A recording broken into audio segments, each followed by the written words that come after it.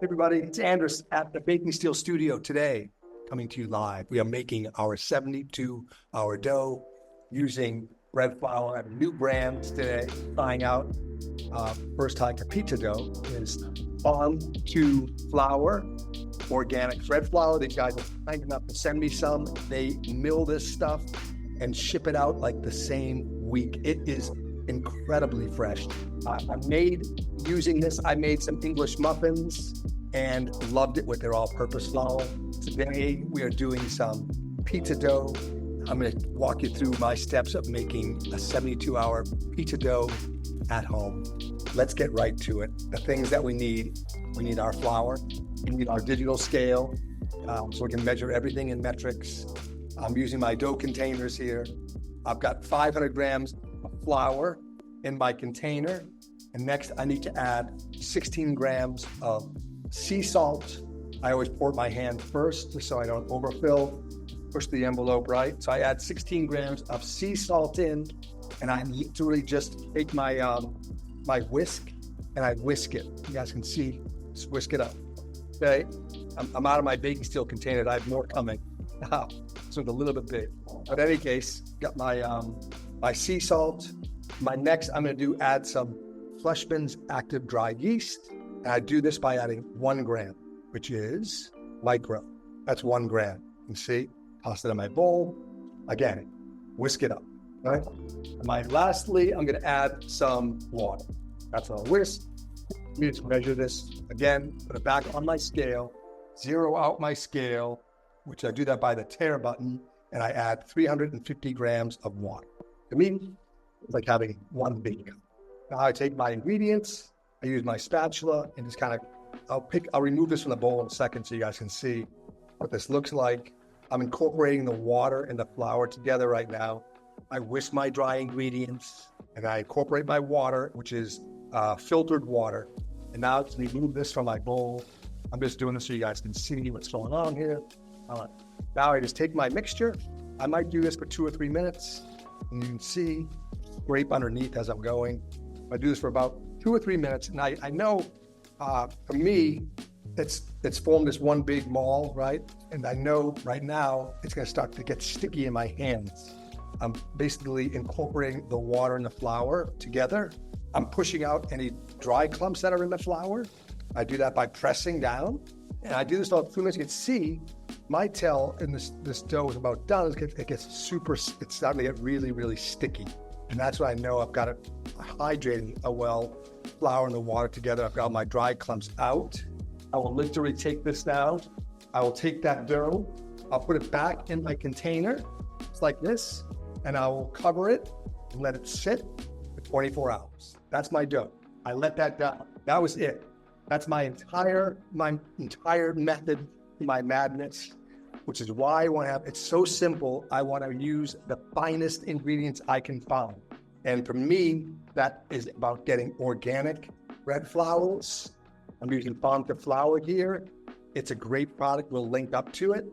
Central Milling has a great product. You can find these online, these micro mills all over the country. You probably have some local farms. I highly recommend it. Just try some out. And like Mark earlier in our discussions took 2 of his favorite flours, an all-purpose flour and a bread flour, and he combined them 50-50. And he created his own recipe. Essentially, he's got this beautiful all-purpose flour with the bread flour with a hint of honey inside, which make it really nice, beautiful flavor. That with fermentation over 2 days, 3 days, is going to add more complexity to that dough, if you will, and just add some incredible flavors. After 24 hours, we can take our container and place it in the fridge. Okay, so tomorrow I'll come in, I'll take my container. That's not my baking steel container. This one's a little big, but these will fit in my fridge. I'll place those in my fridge overnight, and I will do that for about 2 more days. So ultimately, I'm going to do a 3-day fermentation. If I don't have 3 days, for example, if I want to make pizza tomorrow, I will take my dough batch that I made tomorrow. Instead of putting it in the fridge, I'll make dough balls. And the way we do that is by measuring, however you want to do it. I measure about 250 grams of dough. I'm going to make a dough ball right now for you so you can see that process. Again, I like to ferment my dough first at room temperature for 24 hours. Then I will move it into the fridge for another 2 days. The day I make pizza is the day I will portion it off and make my dough balls. That's what I'm gonna do. The way I do that is take a little flour. Look at this nice, beautiful color, by the way. This, it looks very almost like earthy, right? I coat it with flour because it's very sticky. I just kind of fold it in half like this, then turn my hand sideways. If it gets stuck on my hands, I can use a lot of flour, okay? Flour is your friend here. And all I'm gonna do is kind of press this in and close it, and turn it, press it in, and close it. When I press in, I'm pressing in delicately. I'm not squeezing super hard. Lightly pressing and closing, and then turn. I'm always keeping the smooth side facing my chest and the seam side out, like facing you guys. I just press into the seam and then close and turn. Each time I do this dough ball is getting more and more taut. I'll just do this for a minute. See, I'm just following the same sequence.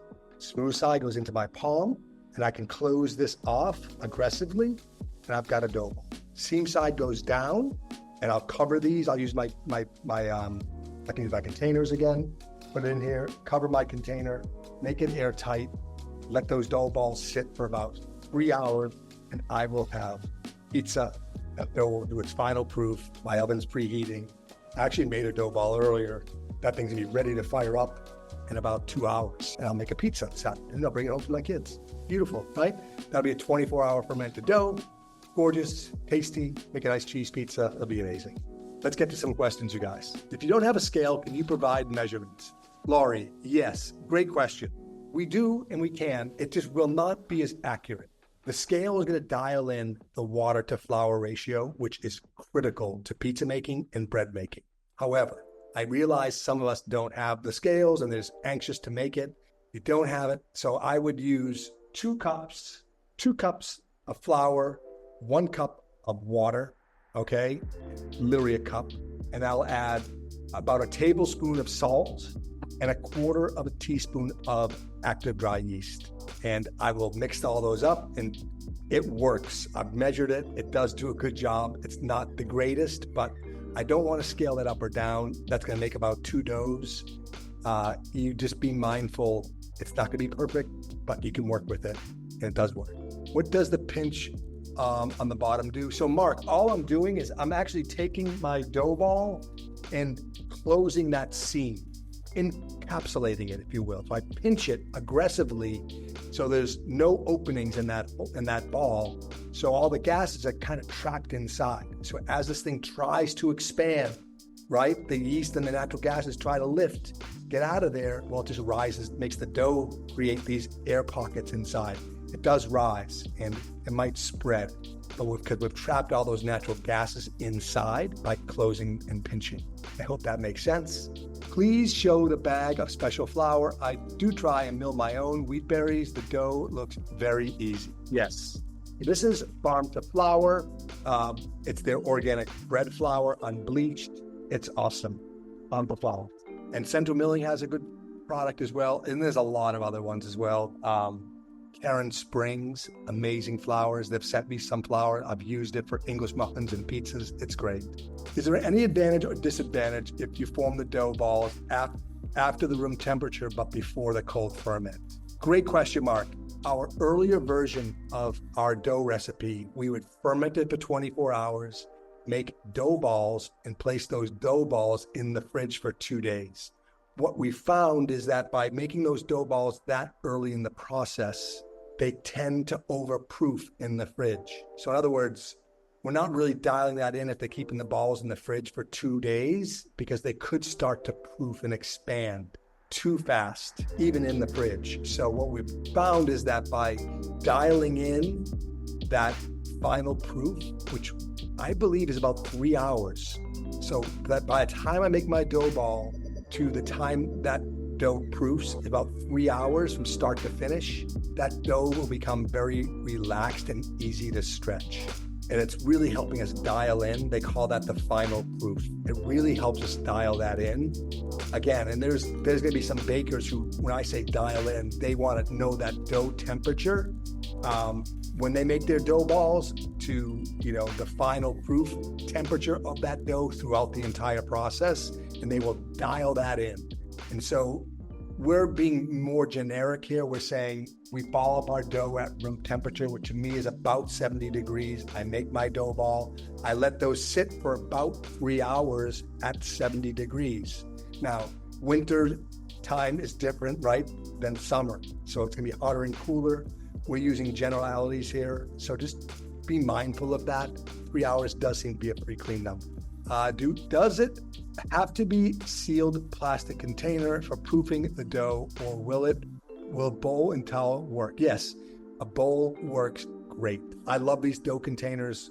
Ours just came back in stock because they have lids on them, which is really nice. I think I gave my last one away to a guest that was here. So I have more coming.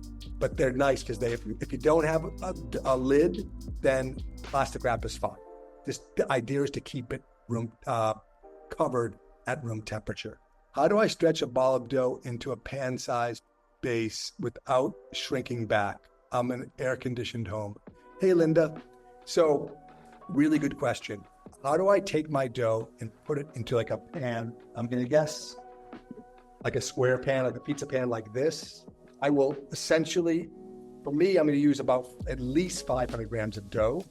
My dough ball's 250, so I would make 2 dough balls, which would I would oil this pan up, make one big dough ball, and place it inside this pan, and let that dough rest in this pan for 3 or 4 hours, and then I'll press it out to the corners. If I make my dough ball and try to press it, it's going to be too elastic. That's why we let our dough final proof. It's like, think about your body going in a hot yoga class. You want it to be more supple. So we need that heat and time to hold our stretches, right? And we become more supple and our body becomes looser. Same thing with dough. We need to let it chill out. So let the dough do a little yoga class So Linda, does that help at all? So make your dough ball, place it in here with oil underneath it, let it rest for 3 hours, and then we begin to stretch it to the corners. And be patient. You might make like 3 stretches over the course of 35, 40 minutes. Press it out, let it relax a little bit, press it out again. It'll keep extending. That makes sense. I hope it does. Awesome. Anybody else have a question on the dough? Anybody else hungry for pizza? I know I am. Yes, I'm transferring the dough to the steel baking sheet. Dough ball into a pan-sized base without it shrinking. Okay, so if you're not using this, you're just making a pizza, just stretch it by hand. Just get a large enough piece. If I'm trying to make a big square, this is a 250-gram dough ball that I just made a few minutes ago. Right, so I want at least double the size of that. That's going to make a nice 10 or 12-inch pie. If you want to make it bigger, then a bigger piece. In 2 weeks, we're going to be doing a pizza class. We have some guests lined up for some really cool guests in May too. You're not going to want to miss them. Like, incredible. So can't wait. You always want to preheat your steel. Keep it in the oven. Don't try to keep that in the oven. So I want to clarify that. My baking steels are in my oven right now at 500 degrees. My oven's on convection. Once my steels are hot, I do not touch them. That's why we have not put handles on our steels. We don't want anything to indicate that it's okay to touch this thing. It's not. So leave it in there. It's flat. It's hot. We make our pizzas here on the countertop. Then we transfer them into the oven. My preferred method, I could use a sheet pan and place this on top of the steel, or I'll use my pizza peel and I will shake it off into the oven onto my steel. I do not touch my steel ever. All right, I have a question. Ben, this is from Ben. My dough has been inconsistent. Sometimes it's very wet and sticky. This doesn't seem to affect the final result too much, but it's much harder to work with when forming dough balls. Any tips? Great. Ben, yes. Great question. So Ben does use a scale and he follows these instructions. So here's a really good example. I am using a different flour today. I have not made pizza dough with this flour before. I've made English muffins, it's great.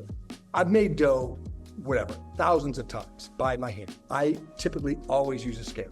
Now, with this bread flour, it It takes up the moisture differently than the bread flour I use from Central Milling. So I use 70% hydration with my recipe I've been making for years. This one at 70% felt a little drier. So it's absorbing the water differently. And I only know that from tribal knowledge, from doing this 1,000 times, thousands of times.